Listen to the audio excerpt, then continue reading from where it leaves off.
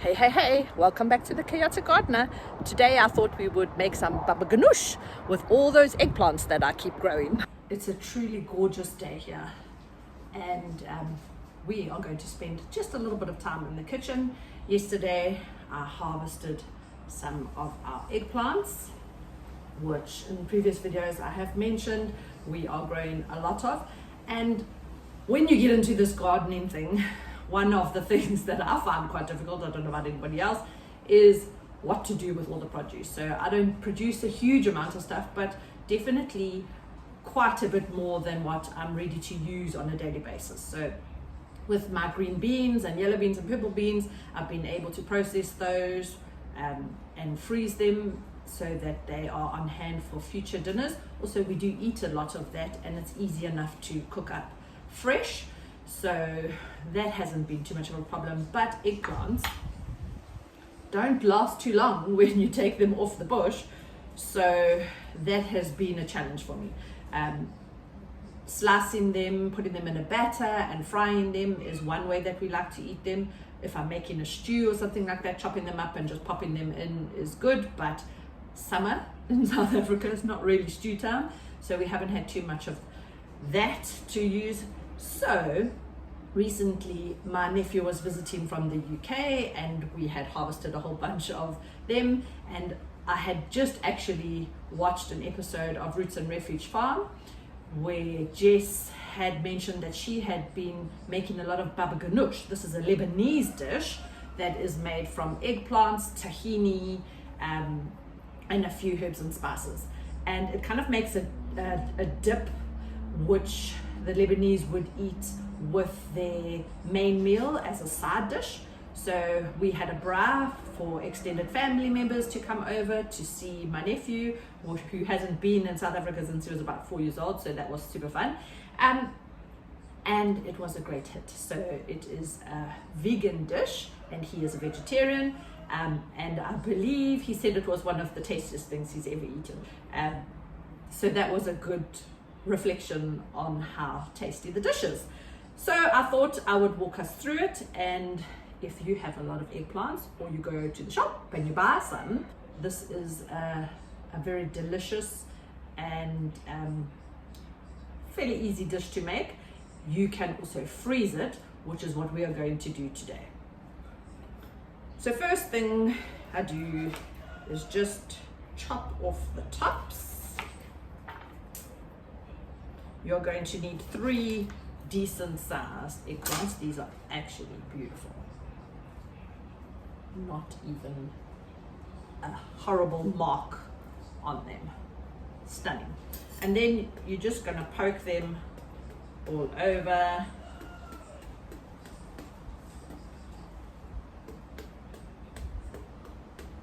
With a knife. We are going to be using this frying skillety thing that my mom gifted Rob for Christmas.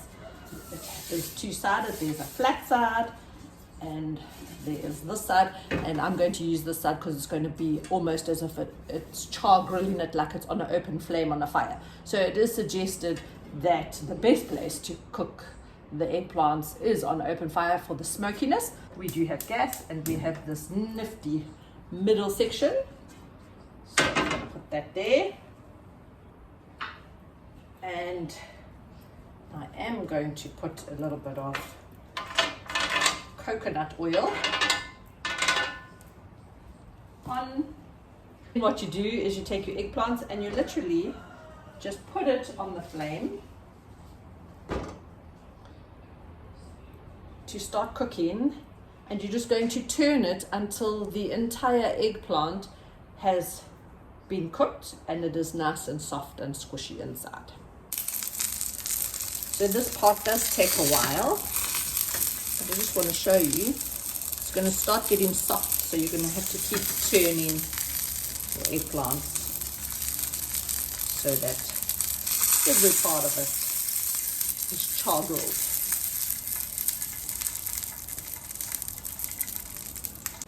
So while those eggplants are doing their thing, I'm going to carry on with the rest of the recipe. I did just film this and I've lost the video somehow, so what you do is you are going to need tahini for this recipe. Tahini is a sesame seed paste or butter, and it is fairly expensive. The first time I did the recipe, I got a much smaller jar of tahini from Woolworths, and it was about 65 Rand. This bigger container is 400 grams of tahini, and it was from Knoll Spa in the health department, and it was 135 Rand. So a bit pricey, but I think I'll be able to get 4 Babaganoush recipes out of this one jar. So you take 4 tablespoons of the tahini and you put it in a bowl. Then you mix 4 to 5 tablespoons of olive oil. I don't have olive oil today, so I am going to use coconut oil. It might give it a slightly different flavor, but it should do the same thing. And you take that and you whisk it together in a bowl until it gets nice and creamy. I've added a teaspoon of smoked paprika to that, and then you will need a 1/4 teaspoon, however you want to flavor. I'm going to go a little bit more this time, now that I know what all the flavors are like. I'm just going to add just over 1/2 teaspoon there, and then you mix that all together. Now you can also put parsley in at this stage.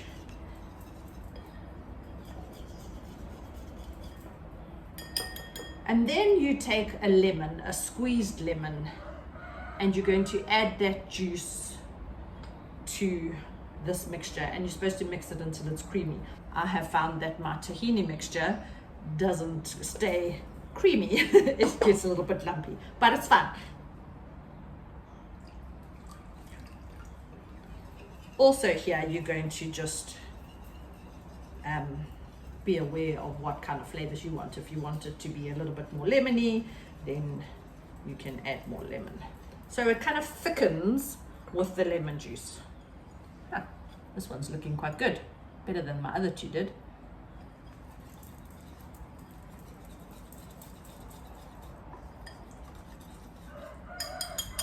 And you want to add 2 cloves of garlic to that.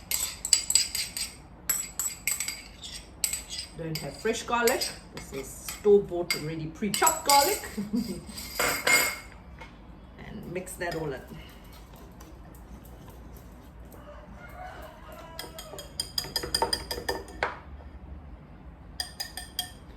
And so this is going to be what you mix with your eggplant after it has been grilled. So there we go, I've got a nice char grill, which isn't actually important because I am going to peel the skins off, but it is hopefully giving a bit of smokiness to the eggplant.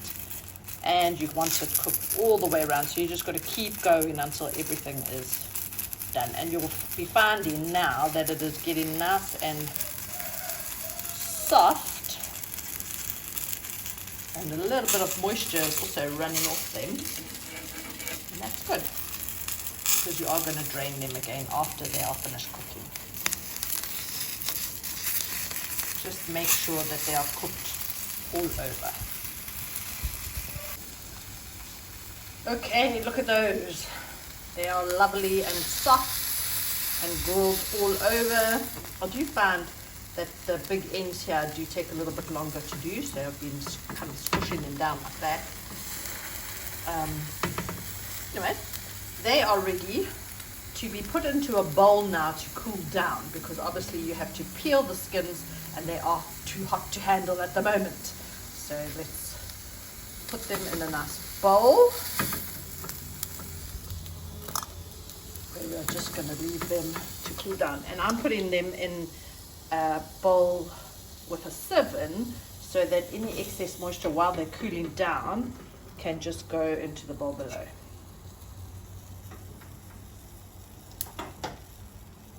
So we will leave them there for a bit to cool down, and we will be back.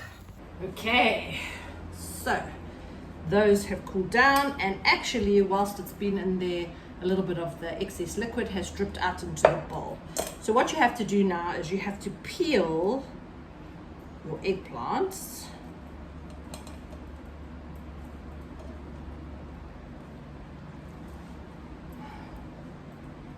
is a bit fiddly. Not too bad, they do come off fairly easily. The skins.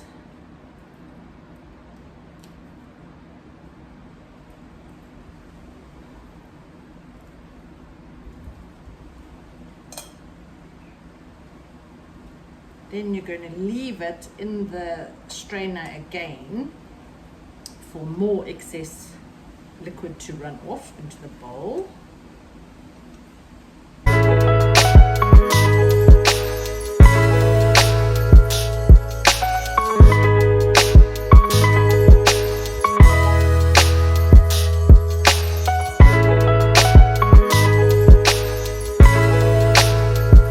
Right, so there you have it.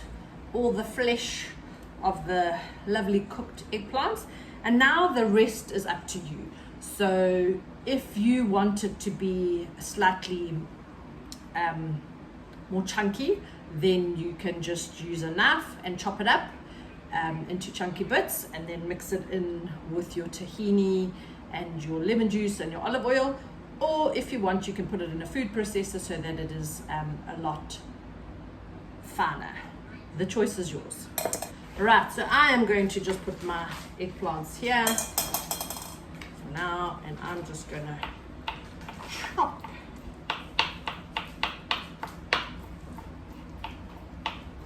They are so tender and thoroughly cooked that chopping is really all you need to do. I have made the first batch that I made, I just chopped. The second batch I did put in the food processor, and they were as good as each other. If it is cooked properly, you really shouldn't need the food processor. Chopping it finely is really all that you need to do. Okay. Looking good. Scoop that into a bowl.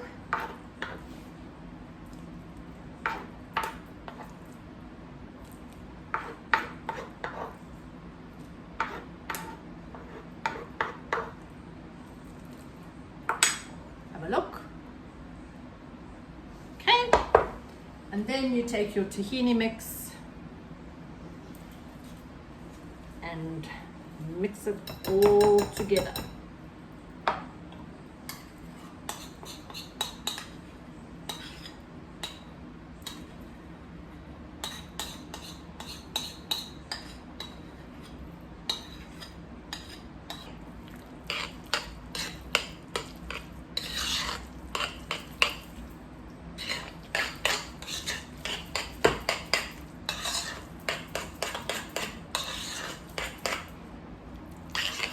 Goes from that orangey colour because of the paprika and the cumin, and the eggplant mixes with it, and it goes a lovely creamy colour.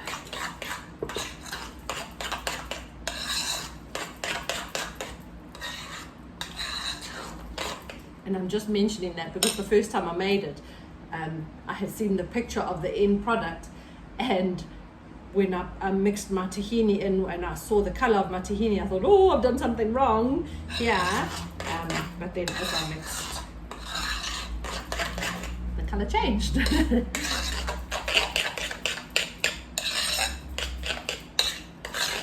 And then I would advise you just to taste it. You might want,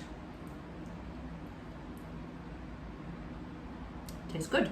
Might want to add a little bit more lemon if you want it to be a little bit more lemony, or more parsley. I know other people have said that they needed to add other spices in. When serving it, you can add some dill on top, and or some chili flakes if you want a little bit of punch to it. It's up to you. I am going to freeze some of this. I'm going to put a little bit into this bowl.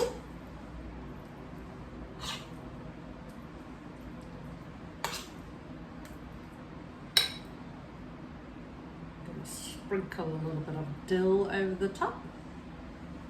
Garnish.